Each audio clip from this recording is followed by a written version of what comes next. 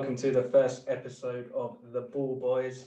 You're joined here by myself, Himesh, and my cousin. Bronham, and it's good to be here. Finally get this started. Yeah, it's been much talked about. We've spent many hours debating on what topics we should be covering, how we should be covering them, and what content to bring you guys. So, with that being said, we'd really appreciate it if you would like, comment, and subscribe, and follow all our other social media channels um, to get this all off the ground. And yeah, we're here. Yeah, We're recording episode one. A quick intro on us, I guess. Myself, I'm a Liverpool fan. I've grown up in East London. It's been a good last couple of years for Liverpool. This season, probably let's try and avoid that conversation as much as we can. As you'll realise later in the podcast, when we smooth over a certain result. Um, uh, my day-to-day job is working in finance for a management consultancy here in London, and I've been trying to do something creative for a while. So one of the things I do struggle with is like public speaking, blah blah blah, along those lines. So here's something that I thought would be helpful to push that along, and also do something that is quite fun. I don't know about you, but I do listen to quite a lot of podcasts, especially over this lockdown period. It's been quite good to actually have people talking to you. yeah, So why not give it a go from our side? yeah, I give you an opportunity to introduce yourself. yeah. So as I say, my name's Pranam, and kicking it off with who I support. I'm a Spurs fan, so it's been a fucking shit 25 years. Um, like really, really fucking shit, and it was to like sort of top it off. We're just coming off a weekend where we just lost to West Ham, who are letting off their champagne bottles and spraying them everywhere.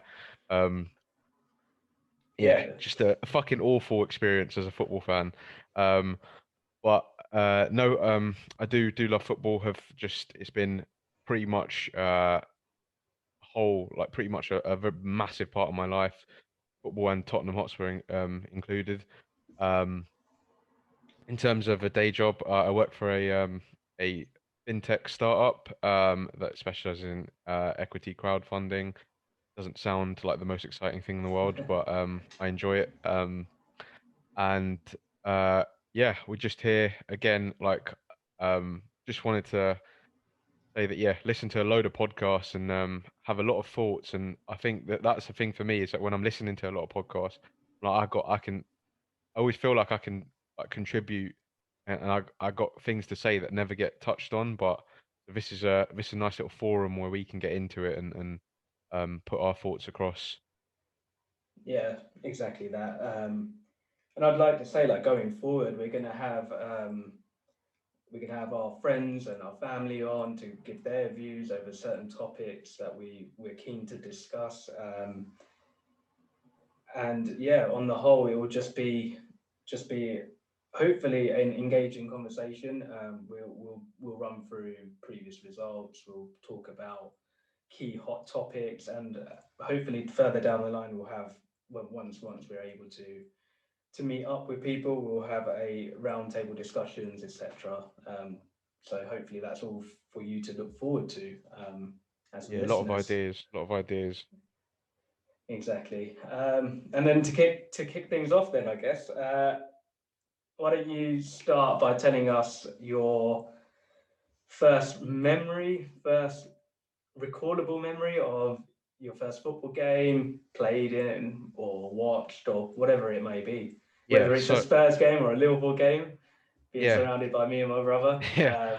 Um, my first memory of football definitely like comes from when I was a lot younger, when I was like 8 or 9, and my mum signed me up to just a local drill, in Redbridge Leisure Centre. They have like AstroTurf pitches and stuff, and Yeah, they used to have coaches that come and work with kids, and my mum got me into it. big shout out to her and that's when I started playing it. But I think the major factor for me was my uncle, who is also a Tottenham fan and indoctrinated me into that life. In terms of uh, Sorry to watching cut you foot, off. He's probably seen maybe Spurs lift one more trophy than you, right? probably. Wait, hold on. Yeah, probably something like Just that. Yeah. Wait, yeah, no, 91 FA Cup. So yeah, maybe for like one. Wait, how old is he? He's fucking old though, isn't he now? Yeah, so So he's he's probably, ancient now. yeah, he's probably, yeah, he's might have seen some of the European ones as well. Uh, but yeah, it was just, he really got me into it. And then I remember just being at his house and I was watching a European game, Tottenham Juventus. I can't remember the date. I just remember watching it with him. And getting into it. Um, and one of the he took me to one of the games that really kicked off my experiences and my um, I guess the kind of I guess the chain reaction that made me like a more regular match going fan Yeah, was a friendly that we played against Atletico Bilbao. This was again years and years ago. Uh, and I just the atmosphere and this was a friendly mind. It was a summer's day, and just being in the stands with the fans is um fucking unreal. Unreal feeling. there's nothing quite Uh, like it. nothing like it, and I miss it so much. But not being in lockdown and stuff. One of the biggest things that I miss is being able to go to games. Um, and I've made friends with like other Spurs fans. Just that I've met throughout my life and go with different people and stuff like that. And yeah, it's just followed them to Wembley, which was an hour and a half door to door, but still go because it's something that I never give up, and that's yeah. So that's like where it started for me in terms of loving football and um playing grassroots and then uh watching with my uncle and yeah, basically getting picked into that life and yeah, I wouldn't change it for the world to be honest. Yeah. What about you? Quickly just Go on. before I Yeah. start, would you I don't know about you, but would you think like when you're at the ground, obviously the result does matter, but when you're there, it's a bit of an easier pill to swallow if the result doesn't go your way. I find myself when I watch it at home, and I over the last like what year and a bit now, um, when we lose, which we have been a lot recently, Yeah, yeah. it's a lot harder to take at home, and I don't know why, but I just feel like when I've been to the ground, I've been to Anfield, and with the result maybe hasn't gone our way, if it's a draw or whatever. It's just I don't know. Maybe it's because you're there with the crowd, you're there with everyone else, I rather just than just being at home. of course, yeah. I want to see us like play well Oh yeah, of course, yeah. and I want to see us win and everything. But I think yeah, 100%. When I'm going to games, there's a lot like I don't really check social media when I'm at the I games. think that's a big Like thing. Yeah, yeah, I oh, we'll agree. watch the game. If we lose, we lose. We'll have a like we'll everyone will swear about it where we're sitting, and then we just get on the bus or the cab home. Um, and yeah, that's it. But obviously now, as I'm at home, I've got no one to talk about it with and stuff like in my immediate proximity. Like it's just I'm on Twitter like halfway through the game and stuff like that, and it's annoying. But to be honest, big thing for me is I disregard a lot of what said on Twitter. Um, and I talk a lot of shit to be honest, so on Twitter. Yeah. Um, because as football fans, I think football fans like to say a lot of stuff, but really we're not privy to the conversations. We're not in the dressing room. We don't know what happens in boardrooms. It's all Everyone likes to speculation, isn't it, yeah, really? everyone likes to act like, oh, this manager out, this player out, this board member out, this ownership out, and it's like that you don't know what the reason. If a team's playing bad, you can. The only thing I like to comment on is individual player performance because that's something tangible. That's something you can see. That's something that you have a right to comment on. When you see people talking about this, that, and the other, and um that kind of shit. I think that pisses me off. But like, that's just something I just like. Like I get. You can tell when a club's being run poorly, but then it's like every time everyone's looking for a scapegoat, and it's like it's that's a sticking point for me. But yeah, I definitely feel like when you're at the stadium, you don't get that side of it. I'm definitely looking at it more and stuff and engaging with it more. Yeah, I think it just, yeah, as you're saying, it just gives you that whole different perspective on the actual game. You're there, so you see more than what you see on the TV, Yeah. because you got the full view of the pitch. Yeah, I agree. Definitely different. But what about let's chat about your like Yeah, how you got into um, football and stuff yeah. and football So and Liverpool. Liverpool, brother brother started supporting them, I guess, when he was born in '85. So towards the back end of our glory days, as many people call it. I think from what I remember, he was watching a match and he saw a team in red, and thank God it wasn't Rest United. is That was all history. I'm saying. And it was yeah, that from there, yeah, rest is history. And then obviously being 5 years younger than But him, you would have got to see 13 titles rather than just one if you was United. that's true. Yeah. Um, I guess retrospectively now it's lucky it's not Man United. yeah, yeah, and maybe I would be saying something different about Liverpool if that was the Yeah. case, but thankfully not. Is all I'm saying Yeah. on that. Yeah, so 5 years younger than my brother. So when I was born, I think I can like, vividly remember my first football shirt, which was a can't remember. I think it was a '96 season, maybe not '96. I was probably 5 at that time. Maybe the year you were Was born, it mate. Reebok? It was a Reebok green shirt. I can't remember the year exactly, but Who's your sponsor? it was still Carlsberg at the Oh, time. it's still Carlsberg. Yeah. So back then it was just in like I think it was just growing up and it was just fully just everything Liverpool. My dad was a West Ham fan, Yeah. but I don't know, he never pushed that on us or me. So yeah, went down, followed my brother through many ups and downs being a Liverpool fan, many false promises. But I think the first match I remember quite vividly um, is the 2001 FA Cup final. It was a 2-1 against Arsenal where Michael Owen scored those 2 goals.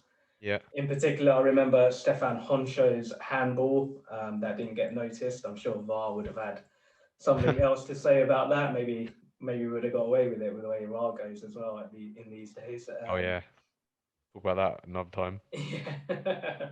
But yeah, that's pretty much that whole season. I think I remember quite vaguely. We played United in the at the time I think it was called the Worthington Cup, aka Worthless Cup back in the day, and the one that City seem to love these days.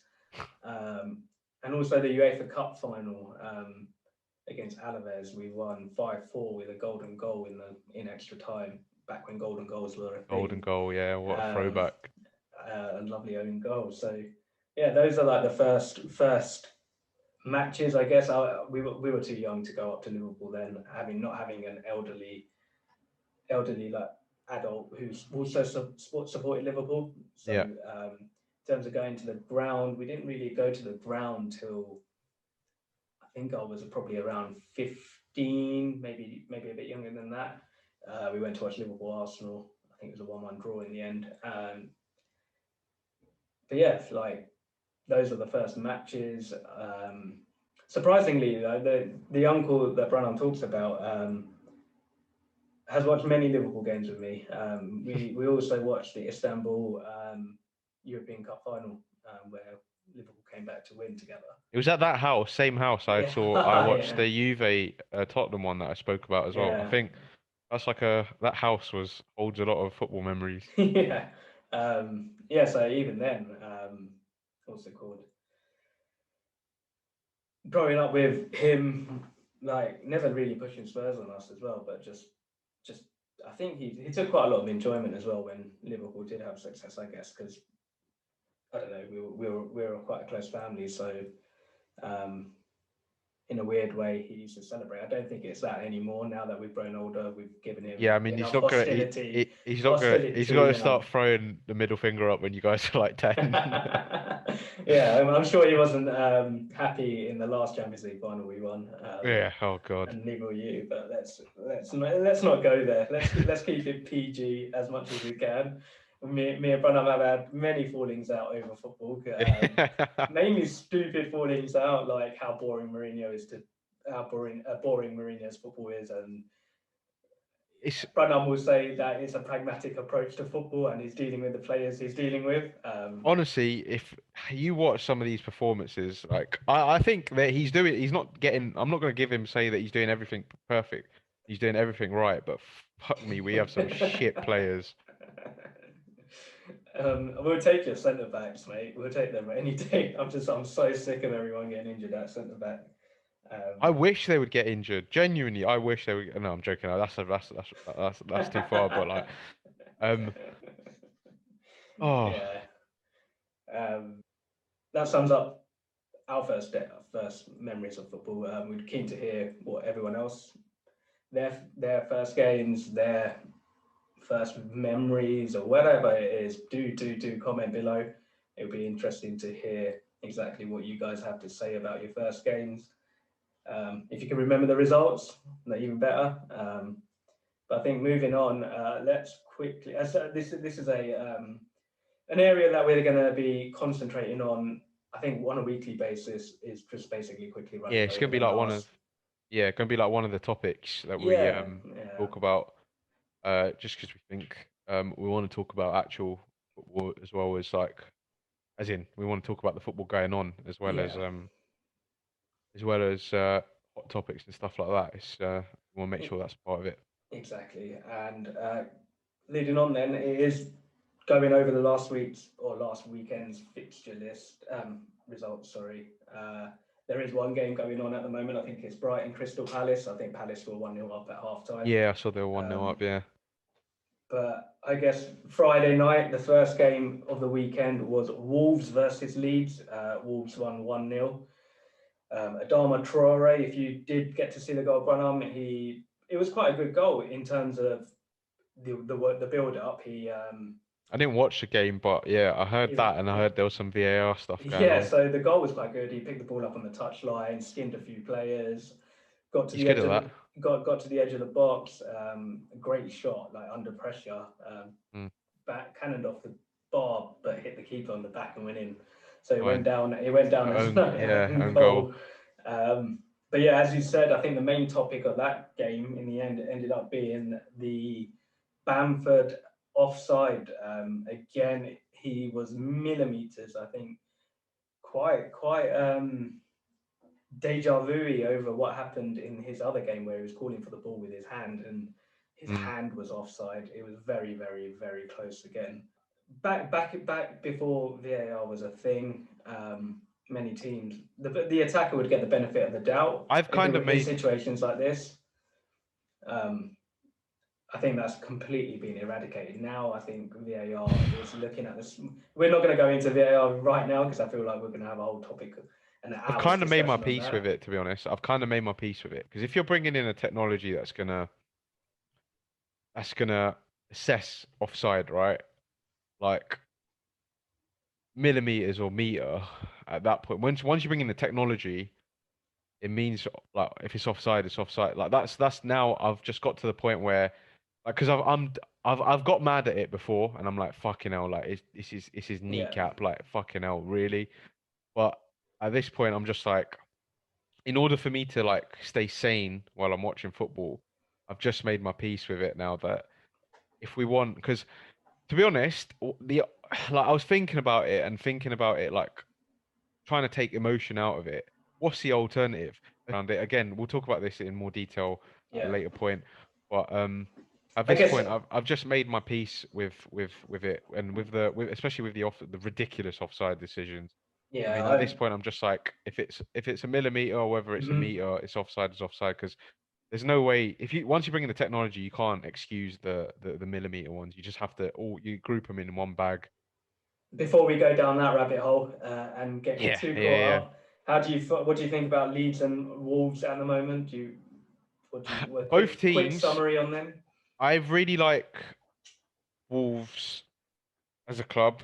So they've lost some key players, and they're still in and around it. Like being 11th is not too bad, especially this season. You just want to is essentially just doing the bare minimum and moving on. Yeah. So I really like them, and a player that I've been raving about, who's only now is starting catching fire, and I do want to take a little bit of credit for like I've been talking about him since the start of the season. Is Pedro Neto. He's been Pedro class. Neto He's is been class. unreal. Like I've been saying that if any club wants to come in, they should do it now because his value's gonna go I beyond. wouldn't be surprised if a big team or a team above them Yeah, goes for him here. I think looking at a lot of teams, maybe City, that they're crying out for a player like that. With we that need to, direct help. we need a player on the right at the moment. Well, obviously I think Bale's picking up a little bit of form now, but he's only on loan, and we need someone. Pedro Neto is one of the few people in this league that can carry the ball, and like he's one of those players that carries the ball with him, but his speed doesn't drop. Like he just sprints at defenses, and he the way he attacks defenders, and he's got a really good end product for.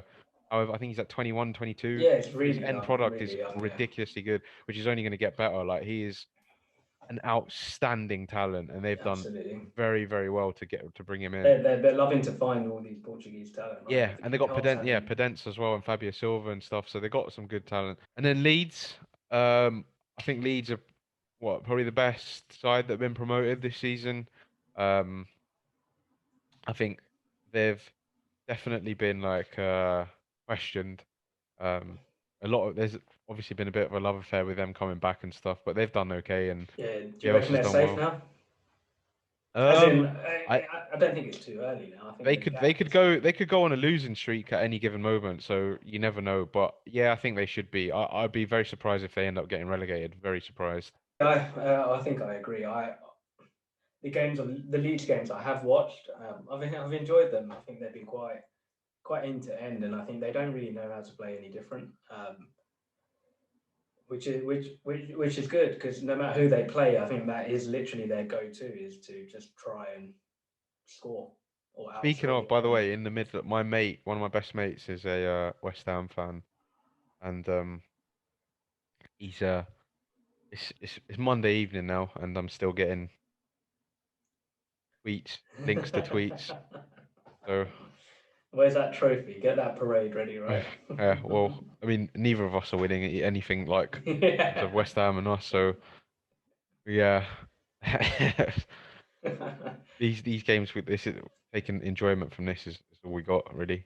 But yeah, what was the next games? Next game was Southampton Chelsea on Saturday. It was the early kickoff. 1-1 it finished. Yeah, bit of a dry game. Bit of a dry game. And Taki Minamino went to Southampton on the last day of the transfer window in January. He's done all right from them, from what it seems. Obviously, I've not watched many games, but he seems to have scored a few, maybe set up a few Yeah, I think he's got since he's been there. 2 in 3 now in the league. In his first 3 games, yeah, he's got 2 goals. But then it's not you can't translate it, can You you? can't translate, but then Directly. it's It's also just eye opening how maybe you take the pressure off someone outside of a big club and yeah, how they can perform. and he might have needed that. So thing is, for me, I want to say the standout on that game, Musa Janepo. I thought he was class.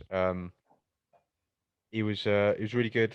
I mean, it wasn't anything like it wasn't like a world class, mind blowing performance where he just stole the show and he was like, Yeah, but he just did so many things right, and he was just a constant thorn in Chelsea's side, and I think and Chelsea. So they obviously replaced Lampard a while ago now, maybe a yeah, month or so, maybe a bit longer. Tuchel, too cool. Tuchel. Yeah, I don't know. Um, Well, that's how I say it anyway. Yeah, has come in and looks to have steadied the ship. Whether that's just the new manager syndrome at a club is is to be seen.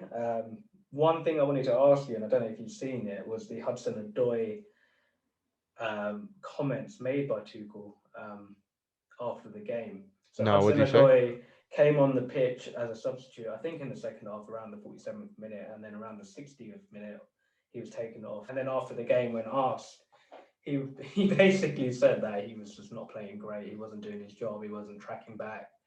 How do you feel about a manager coming out to a youngster? Obviously, he's a very well paid. Well, from what we hear, he's a very well paid youngster. Yeah. Do you think that's a bit harsh?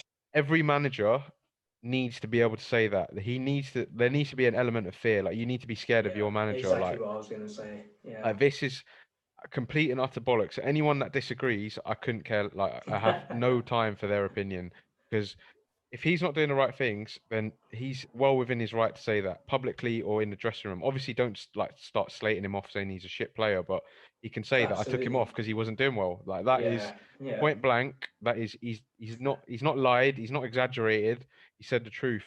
When you ask a manager why he's taken off a player he's just put on, other than injury, what else do you think? Like, you're just trying to create headlines there, which it's just headline creation. It's sensationalization, isn't it? Moving on, Burnley, West Brom 0-0. Probably less we talk about that, the better. I watched that. I actually watched that game. Did you actually talking point? But go on. You watched no, it's just really poor quality of football. At times, like I just remember there was like a situation when I think it was a West Brom player was through on goal, or he was like 1-on-1 with the defender, and it was just the defender to beat, and then he'd be 1-on-1 with the keeper. And he was shoulder to shoulder, and then he dummied it, he fake shotted it, sold the defender, and he was essentially 1-on-1 with Pope. Pope did well to make himself big and stuff. He didn't take the shot, and he tried cutting back out again, and the defender just read it, and I'm just like, just shoot. The whole in the Premier League, you need to do things early. Yeah, you have to do things before players get set. Like, you have to put crosses in, you have to play passes, play through balls before the defense gets set. You need to know what you're doing before you get the ball, essentially. You need to be aware of where your teammates are at all time, and that's why the best players are the best players, because they always keep one eye on their teammates and the situation revolving around them. They're able to anticipate. Once you wait for that defense to get set, if it gets set and it gets in its shape, you're you get them. We're talking about percentages in terms of attacks here, and a 90% opportunity then just becomes a 10% opportunity, just like that. Because once defense gets its shape and it gets set, it's so much harder to penetrate. So, honestly, I wouldn't think I'd be seeing rookie things like that in the Premier League, but it does happen. Although it's easy for me to say. From where we are. Yeah, exactly. Just being in the Premier League, they're obviously good players, but it's just obviously, as a fan watching it, I'm just thinking. And as you said, it's a small percentages, right? From what is a goal to playing it all the way back to your defence, because you've got nowhere else to go. Yeah. Moving on to the game after that, it was a Merseyside derby at Anfield. Everton's first win at Anfield since 1999. Another record being broken at Anfield. What can I say? Being a Liverpool fan, smash and grab. To be honest, it was a complete smash and grab. I think it was, but then again, I never thought we'd get back into the game. I just don't know. I think the team, the whole club, supporters, everyone just seems to be so low on confidence at the moment, and it's feeding through to the players. You can tell everything's a bit more. Just not. It's clearly a mental thing, though. It's okay, you got Van Dijk and stuff injured, but you're still one of the best teams in the world at breaking down a low block, because you did it against us. You've done it against other teams. Seen Liverpool win with these set of players. As I say, your centre backs are out, but you don't need these centre backs to break down the defence. I think the difference there is, though, our best pressing and then second wave of pressing comes from our midfield. And our best midfielders are having to play as defenders. Yeah, true. But there is that, yeah. But I don't know. There's so many ifs and buts. I think the main point is. But no, that's what I mean. I think it's mental as well, because I think Trent isn't as good as he was last season. I think Robertson's been good, but again, it comes from the threat being There's, on both sides. yeah, Because if the threat is only on one side, it's easier to negate. I think we've become very predictable in our football. I think where we've changed it up against you guys, I think we were so much more direct, and that helped because we knew as soon as we get the ball against you lot, you'd just drop back instantly. Whereas against you lot, with that first ball was getting pinged over quite quickly. mm, Whereas normally, and against Everton and what we've seen in previous weeks, that build-up's just been way too slow. And again, it's probably fear of losing the ball because we don't have centre backs, etc. Like all of that could be feeding into the lack of confidence in going forward, mm. which is really weird to see over the last 2 seasons. But I do want to give credit to Everton though, no, yeah, that and yeah, go on. Carlo Ancelotti as well. Like he's proven that he's like a top class manager. I mean, they're not doing like they're not world beaters still. They're only seventh at the moment, and um, but yeah, it was good. It was a good performance for them. To win 2-0 at Anfield for them was huge, especially as you say after so long. Um, The better team did win on the day. That's simple as they had better players, better performances across the pitch in every position than what we had. Where they needed to score, where they had the opportunity, they did, and where the keeper and defence had to stay strong, they did.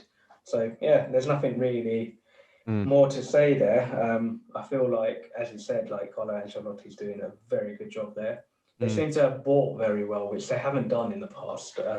Yeah, I think with Calvert-Lewin, I was speaking to a friend of mine who's a United fan, and I say, I'm a United fan, because they need a focal point to their attack, in my opinion. They have Cavani, obviously, but he's 34. and Um, very expensive to pay for. very Like, expensive, yeah. He's world class, don't get me wrong. Um, but you want to look for the player that's going to be your striker for the next 5 years or whatever. yeah, Calvert-Lewin is that player. He is so in some aspects he's so underrated. People see him as this like typical number nine, but especially against a game against us in the FA Cup, he is technically very, very good. His hold-up play is very strong, but he complements that. He matches that with some really good passing, some really good ability to find like players that are his runners, especially because he's got Richarlison, Bernard, players like that running in behind him. He knows how to pick them out, and he's playing. He's such a good target for playing long balls. He's yeah. probably the best in the He's league at it. one of the best to get to win that Um, first ball. Yeah, because he always wins it. He always wins it. I hardly ever see him lose it. Like his timing, his jumping, everything is so clean. And with the way United play, the fact that they have like really good players that start out wide and come inside, like Rashford, Martial, I think he's such in my opinion, such an obvious missing piece. Um, and he's so young as well. He's 23. And I said to them, I was like, you buy him now because his value's going to shoot up. Um, especially on the back of this season. And he's Yeah, had, this yeah, now best season. this is his second good season. He scored 13 goals in the Premier League last season. So he's not a one season wonder. He's shown that. And genuinely, I think it's not been getting talked about enough, but I think he's warranted if Everton don't show that they're going to make the step up Yeah, now to break into the Champions League, then I think a move to somewhere like United um, would be really, really ideal for him and United. yeah. Uh, No, I think that's a fair point. No, credit to Everton. Yeah, they deserved it. Celebrations were a bit dubious. It seems like they won their first trophy since Yeah, '95. Richarlison on Twitter was quite Um, funny. but yeah, let them live in their success for a bit.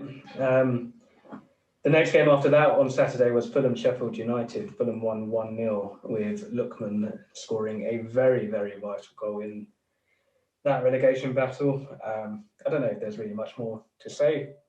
Fulham 3 points over Sheffield United. Sheffield United look like they're not going to survive this year. Would you No, agree? I think yeah. they're just a bit too far away now. I can't remember I what the want, point difference is, but I think yeah, it's 13 or something like that. I think there was a bit of a love in with them last season. Not really liked them to be honest. I don't like Chris Wilder. Everyone really seems to love him, but I'm not a fan. Rhian Brewster, the worst buy of the season, do you think, for 23, Why are you lot 24 so good million at that? odd? Like selling these like Solanke, Ibe, and now Brewster as well. Like It's good on Michael they seem Edwards, man. they He's seem to literally buy the it. GOAT. They seem to buy it so like everyone seems to buy it, and I just yeah. But no, he's to be fair, I did think Brewster was there was something to Brewster before he left, but maybe not. He did have a good loan spell at Swansea towards the back Yeah, end of the last season, but again, is that another pressure thing where you play in a different lower league and yeah. less Maybe it's not the pressure, right less fit. Mate, spotlight? like Sheffield United as a whole haven't been playing well, so maybe there is an element of that. There's a lot of things that go into it. But I do like to. One thing I do like to see is yeah, I would like to see Scotty Parker keep Fulham up. I do like him quite a bit. Obviously played for us and stuff, and it'd be nice to see them survive. Yeah, Moving on to your favourite game of the weekend, the London Derby. West Ham 2, Everton 1. Everton. Tottenham 1. Yeah, Thoughts on that? I'm not. I wasn't too like. To be honest, I really enjoyed the performance. Like we went for it, we attacked. Um, Yeah, I was going to say that. It was refreshing to see. I mean, and you looked so much better. yeah, we looked really, really good. We looked, and something that we've been lacking this season is a threat down that right hand side. Like everything tries to it ends up going through Kane or Son in centre or left, and it hasn't.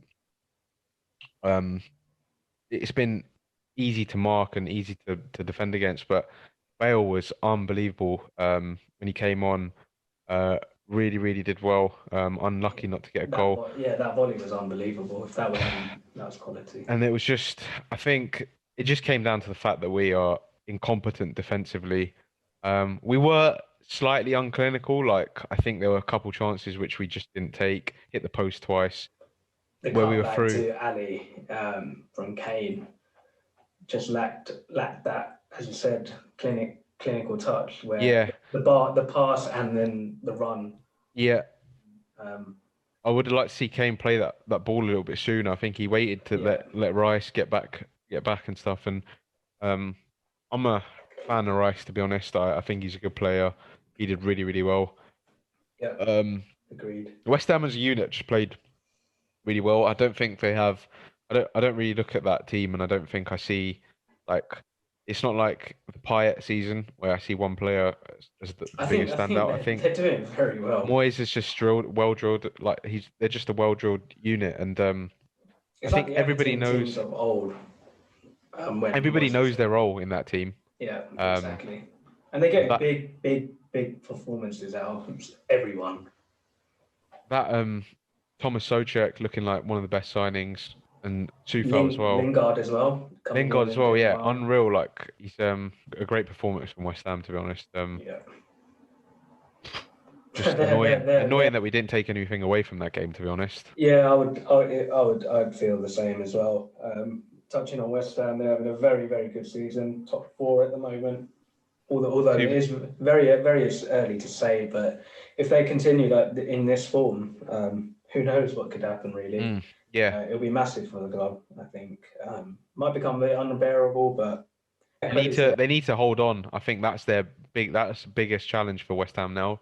Players like Declan Rice, holding on to them is going to be their biggest challenge, I think, of the summer. Yeah. If things start to open up, like if football goes back to normality and transfers start to happen again, they'll need to make sure that they can hold on to those players because they're so key to how they're playing. Moving on then. One of hopefully our listeners' favourite team, Villa, against Leicester. I think Leicester won 2-1. I haven't actually wrote the score down here, but I think it was 2-1. Yeah, Leicester won 2-1. Madison, Barnes with Traore for Villa. Madison's on fire out of nowhere again. Yeah, really, really, really doing his thing.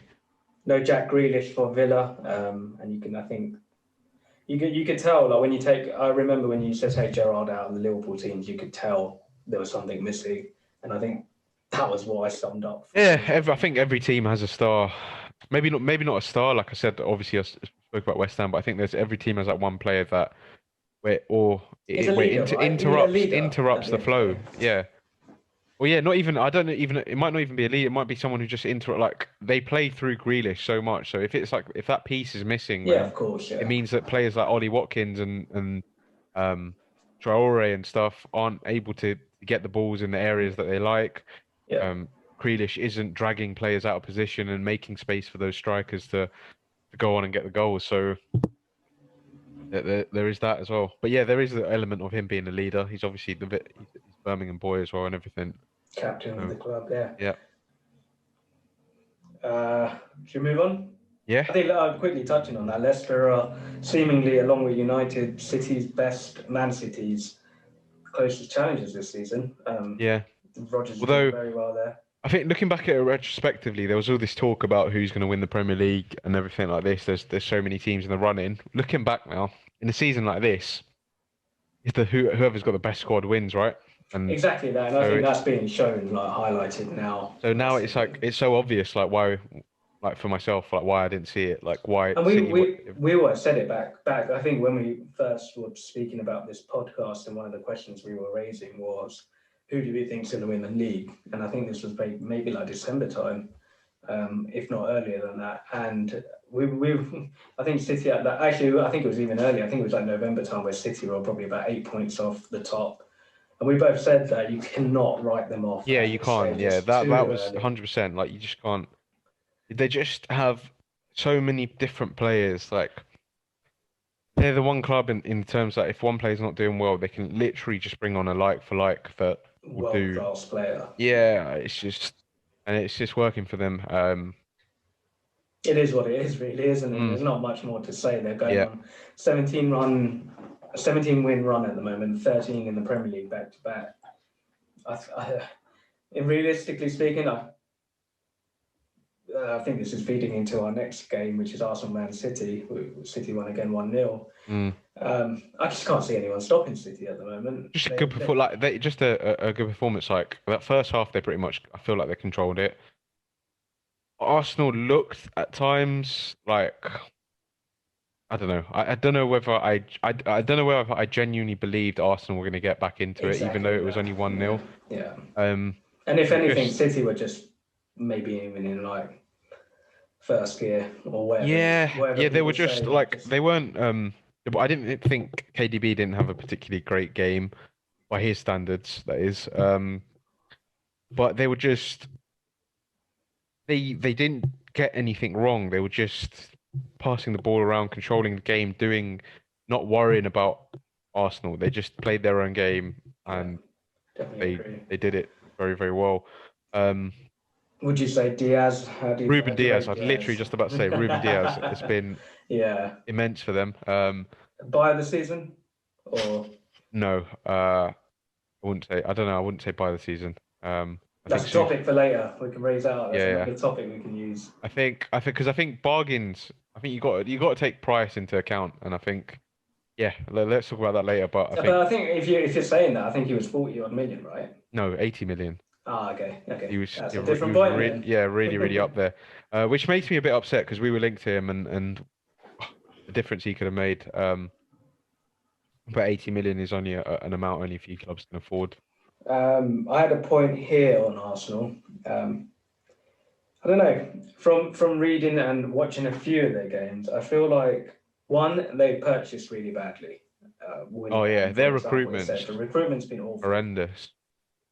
And also, I feel like their bigger players have given up, and I think feel a bit more. I don't know if it's pressure or what from the youngsters who are performing very well now for them.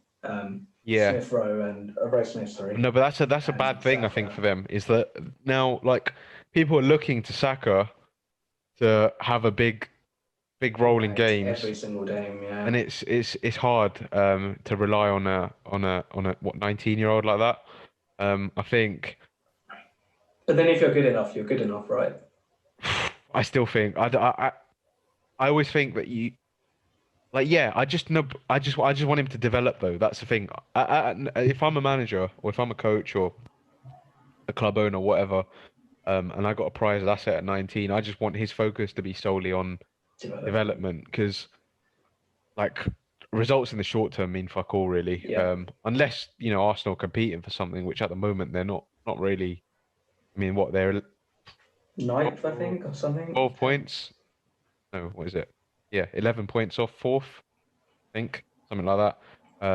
I was just saying, I think I agree with that point on them then becoming more, well, pretty much reliant Yeah, on Saka to be their focal point in every department, up in attack, I in think midfield. the big one for Arsenal has been committing so much resource to committing Aubameyang, and it hasn't pulled off for them. Um, been a tough one. I I mean, I guess remember, people keep saying like they're lacking creativity in the midfield, which has been a big thing because obviously people about Ozil and stuff like that. But yeah, which is a fair point. He is a striker at the end of the day if he's not getting the service. But I don't watch Arsenal that much, so yeah, I can't comment on that side of it. But if you're paying someone, is it like 300K a week or whatever? Um, I just don't think he does enough. Who would you have? And this is probably a slightly controversial subject, but who would you have over? Would you rather have Aubameyang or would you have Vardy in your team? And I was adamant that I would, and I still am. I think I would have Vardy over Aubameyang. I just think he offers a lot more, and he offers a team a lot more. I think Aubameyang is great. I'm not denying that, but I also feel Vardy's just very consistent. yeah, Vardy is No, very very consistent. I do want to say this about Aubameyang. I feel like no, I don't. I was going to say that I think whenever you put Aubameyang one on one, I think he's going to score, but then you can say that about Vardy. And also, I think actually saying that, I think I've seen Aubameyang miss a few very big chances.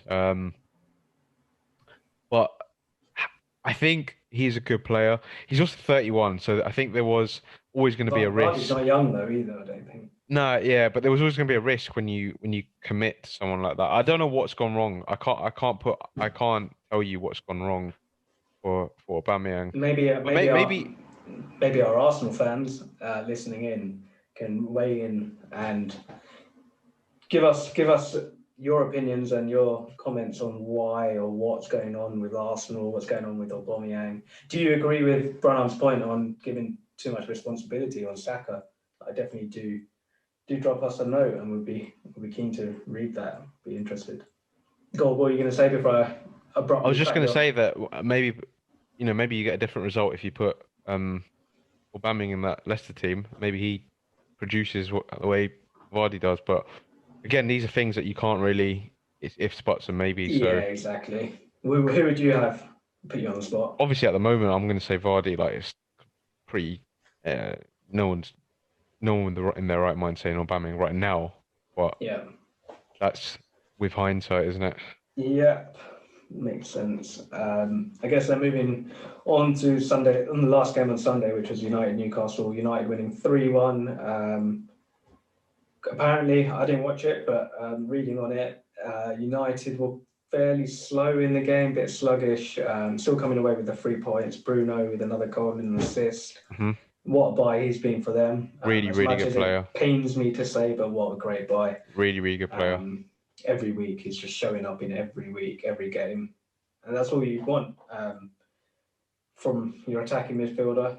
He just Always he just creative. produces at any given moment. Like He's one of those players that can just create something out of nothing. yeah, very, As very you were good player. saying earlier in the podcast, having that view of the pitch and ahead of when you're getting the ball, being able I to also think it predict comes those down to pitches. for him. It comes down to a lot of work he's put in. His ability to like his ball striking. He can shoot from like a variety of different ranges, and his passing is very, very good as well. And that's something that he's clearly just done again and Worked again on, and yeah. again and again and again to perfect. So I think and because he has that, like it's second nature to him now that he can pass a ball with quality. He doesn't underhit it. He doesn't misplace a pass. He doesn't pass it behind the player when a player's making a run. He always gets it, in front of Bang him. on, yeah. Yeah, no, Um, I agree. I think what a buy. What a yeah, buy. and that's what it comes Absolutely. down to. I think Um, I think in terms of goals scored, he's only behind. Well, it's a funny fact this, and I keep saying it is a lot of stats is Second behind Salah in a lot of things. Everyone is always like, because Salah's obviously been quite prolific since he came, and he still is. He's top goal scorer this season. Yeah. Penalties, whatever you want to say, he's still top goal scorer. No. But it's funny, every stat right now is like second behind only Salah and stuff like that. And it's just like, well, why don't you give shout out to Salah there, because he's on top of everything. But anyway, yeah, Bruno's second behind in goals scored since he joined United, which is for a midfielder. And yeah, he takes a hell of a lot of penalties for them, but great stat for a midfielder. Yeah. You know, especially when you've got a league full of Vardys, or Aubameyangs, Kanes, Sons, Mane, Salahs, like that is phenomenal. But yeah, I think for them, if they don't get top four from the position they're in, United, this is I think that might be the nail in the coffin for Ole. Yeah. But as long as he gets top four, I think they'll be quite happy with it. As you said, in this season, you just want to do the bare minimum. Just consolidate, right? Just consolidate the position that they finished in last season, and getting second place is above what they finished last season. Yeah, so it's an improvement, if anything. Yeah. They didn't recruit particularly well this summer either. Like for who they are, they didn't. Like, they got Cavani, who's been a good player, who's been a good buy. Van der Beek, I'm not sure if that was what they needed. Like, if they had 40 million available, could they have put it towards something else? Tellez, Luke Shaw's their starting left back at the moment, so I mean, it adds very well as well. Adds depth, I suppose, but again, they've got problem areas, and I think they want to address those. Amad Diallo last season as well. Yeah, that's obviously one for the future. So yeah, but that's still 40-odd million, so it's not like yeah. But yeah, no, they did. I think they did well. I did want to say Sam Maximan's goal and Rashford's goal yesterday were really good goals. Yeah, I saw both. Quickly watched both of those ahead of this, and yeah, I agree. It's good to see Saint Mac. I can never say his name, but it's good to see him back playing. I don't know whatever happened. I think it was COVID related or something, but it's good to see him back. I think that rounds up our results chat. Hopefully, it's been quite fun to hear our insights into each results. Benteke hit a last-minute winner, by the way. Oh, there you go. Palace just won 2-1. Palace winning 2-1 in the Monday night game. We don't have to talk about that. We don't have to talk about that. Sorry to Palace fans and Brighton fans. But yeah, I think that sums it up. Right, let's crack on with the quiz. Yeah, so the last part of, I think, every running episode now is we're going to do a quick fire, hopefully, quiz. This week, it's my turn to be answering the questions. But yeah, Bram, do you want to add anything on that, or? Yeah, it's just little head-to-head that we'll have each week. One week, one person asks the questions, and the next week the other, it alternates. And we'll just sort of accumulate. Try to keep some points or some score over. Yeah. The thing. I think maybe we can have a forfeit, a stake or something like that. Yeah. For the loser to buy for the winner. Yep. Once everything, it might coincide lovely with the announcement today in the UK, with 21st June being the day that's going to be in everyone's diary, where everyone will be free to go out and enjoy life again. But yeah, let's crack on with this. Sure. These 5 questions. Right. So the questions are just basically on the games that are coming up. So there'll be a couple of facts. Right. First game, or one of the games this weekend, is West Ham Manchester City. 2 of the top performers this season. Their best results in terms of goals, they share the same result. Out of these 3, which is the highest scoring game? Which is the result that they share as their highest scoring game? Is it A 6-1, B 5-2, C 7-2? I'd go B 5-2. It's A 6-1. Is it? Who did they beat? Who did West Ham win? They both know. It was like that fixture. West Ham City. Snap. Yeah. Cool. They both. Trick they both question beat each other. first up. Look at you. No, as in that was the question. It was between it's a question on that fixture. I thought you meant who individual results. Oh no no no. So that's off to a great start. Yeah. Okay, next game that I'm questioning out is Aston Villa Leeds. Yeah, I think you should be okay with this one. Who's won the English First Division or Premier League more times, Aston Villa or Leeds? I'll go with Villa. Yeah, that's the right answer. Villa have Yeah, won seven, so that's Leeds one have won point to three. me. Uh, Next question. Since the Premier League's formation, Arsenal and Leicester have played each other 29 times. Out of those 29 times, how many have ended as draws? Is it A, 11, B, 8, or C, 1? I'm gonna go C. No, it's B, 8. Ah, shit. I thought, you know what? There's always one of those team results where like no one draws in those games, and it's clearly not that one then. Um, Two of the most lucrative clubs in England, United and Chelsea, are playing each other this weekend. According to Transfer Market, which of these clubs has the higher market value? United. No, it's Chelsea, but it's quite close. Chelsea are have a value of Oh, you're talking about 803.65. player values. I thought you meant club value. Yeah, I think it's a squad and everything altogether. But it's 803.65 million euros, and United's value is 738.35 million euros. To be honest, I probably would have said United if I think maybe that is just player value because no, because United have a lot of like because if I'm looking at United's squad in terms of their players, they have a lot of very high value players. They have two record signings in terms of record breaking signings in Pogba and Maguire. Bruno Fernandes as well was 70 million and stuff like that. Like I was leaning towards United, so I was quite surprised to see Chelsea, if I'm honest. yeah, that's quite. And so Because I know Chelsea had a I'm big doing. summer, but Yeah, fair, fair, like fair. Yeah, I'm having a horrendous time. You wait till next week. name two players. Okay, this is for the Liverpool Sheffield game. Name two players active in the Premier League who have played for both Sheffield and Liverpool. Brewster. Yep. He's our left back, I think, back in the day. Or is it more obvious than that? I can't remember his I'll give you a name. hint. It's a defender. It is a Yeah, defender.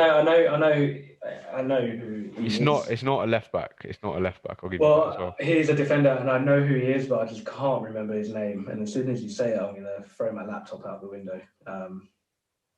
Yeah. It was Ryan Brewster and Connor Cody. Sheffield United. Yeah. No, Yep. nah. That's a. There. I always thought Sheffield United had another player. I thought There you'd might be go for three. Cody because just given like No, because I can't remember his he's real. been in the like he's been in a lot of the Sky Sports interviews and stuff. He's been in the media a lot this season in terms of like especially like his stuff with like Jamie Carragher and stuff. Thought you were gonna guess him, but No, I yeah. completely slipped my mind. So that's 1 point out, 4 or 5 there. That was 1 point out of 5. Yeah. A relegation battle, just like Liverpool. Well, no, because Um, we're judging it. So if I get none next week, you take the win though. So it's like we're doing it on a head-to-head basis. okay, cool. Yeah, So that's yeah. fine. Well, I think that's everything. Is done Yeah, now. That was the first episode. So thanks guys episode for 1 wrapped. yeah, wrapped up. Yeah. Um, Thanks guys for tuning in. Do just like, subscribe, comment, give us like sort of all the interaction you can. It really helps us out. Socials will be in and around. Do give those a follow. Again, really helps us out, get the word Yeah, out. But yeah, thank you for tuning in, yeah. and Thank you for that's the listening. first episode done. Yeah, man. Well done. We've done it finally. Yep.